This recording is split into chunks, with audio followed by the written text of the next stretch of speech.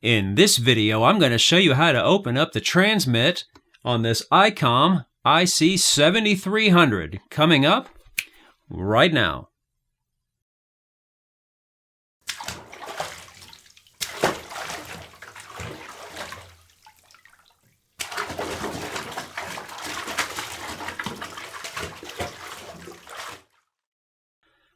Hey everybody, Rudy here from Take a Bath Productions with another video to help you fix various things. In today's video, we're going to be working on this Icom 7300. I'm going to show you how to open up the transmit by removing a little small diode about the size of a deer tick. Okay, let's dive right in. Alright everybody, welcome back. Here we got the bottom view of the radio. I went ahead and removed the cover to save a little bit of time.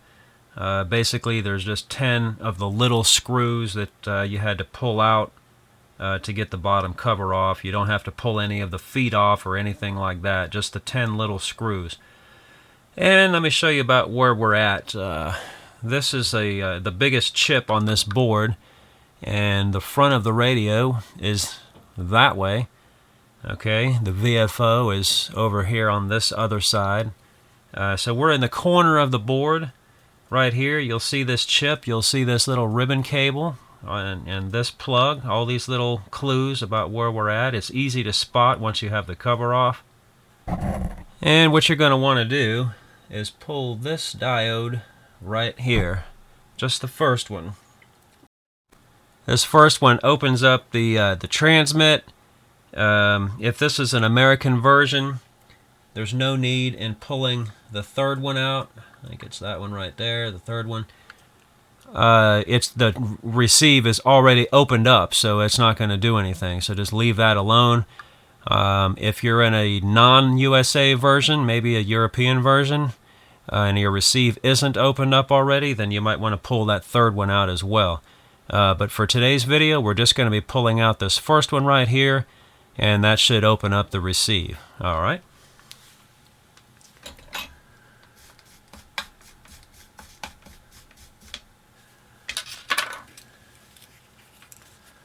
Now you're probably going to want to have a pair of tweezers standing by, just because the diode may wind up sticking to the soldering iron, and also keep in mind of which way the diodes are pointed in case you ever want to undo the mod.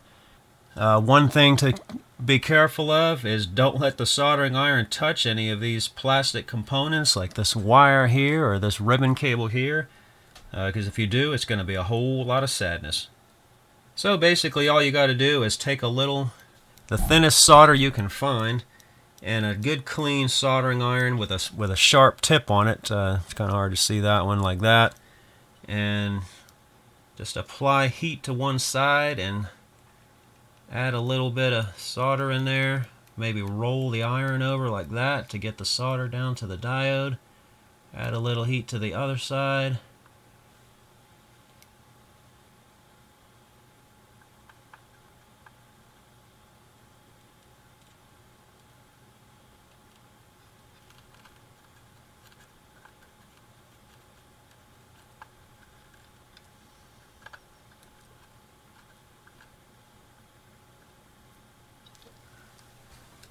And that's it. I'm going to clean up the board and inspect it to make sure I didn't make a solder bridge across anything. Basically all I've done here is sprayed a little contact cleaner on the end of a Q-tip.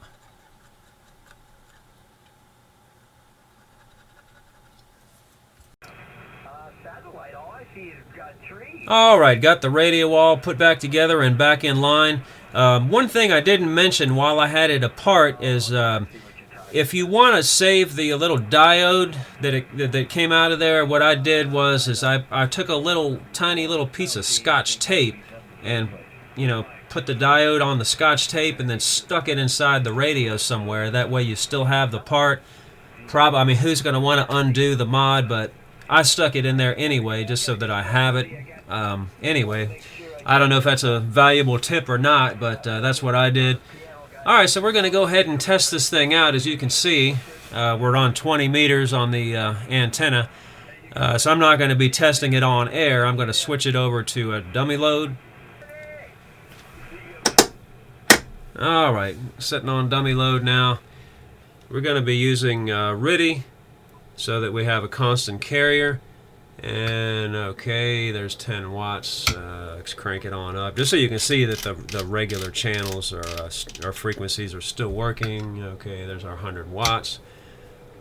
All right, let's go down to the bottom of the band. I think. Hang on a second.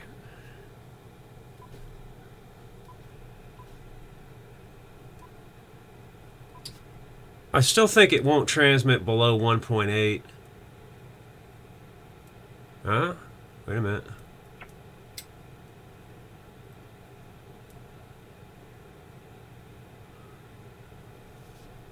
Let's try it there. Yeah. Well, I guess if you want to get on the AM broadcast band, I really don't recommend that. I thought it wouldn't transmit there, but it looks like it does.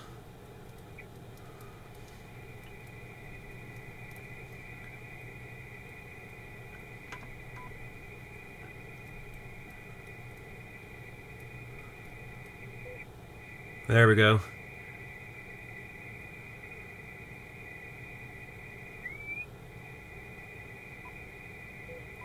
Right there. 0.1. What is that, 100 kilohertz? It's transmitting, but there's no power coming out, so I don't recommend that. But you could if you wanted to. Alright, let's check. Let's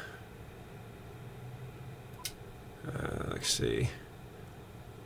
I highly do not endorse this frequency, but I just wanted to show you that it will transmit there if you want to. Yep. And do we have full power? Yeah. Don't do it. Don't do it. That's my recommendation. And let's try and check the upper end of the spectrum here. We got 50.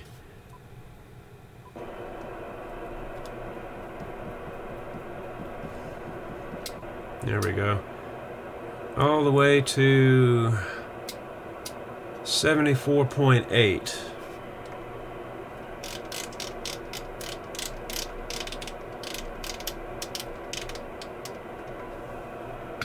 And we still have some power coming out. I can see it's a reduced amount, so I'm not going to crank it up because I don't want to take any chances on damaging my radio. But there you go, 100 kilohertz to 74.8 megahertz continuous. Guys, if you enjoyed this video, click on the thumbs up and subscribe to my channel.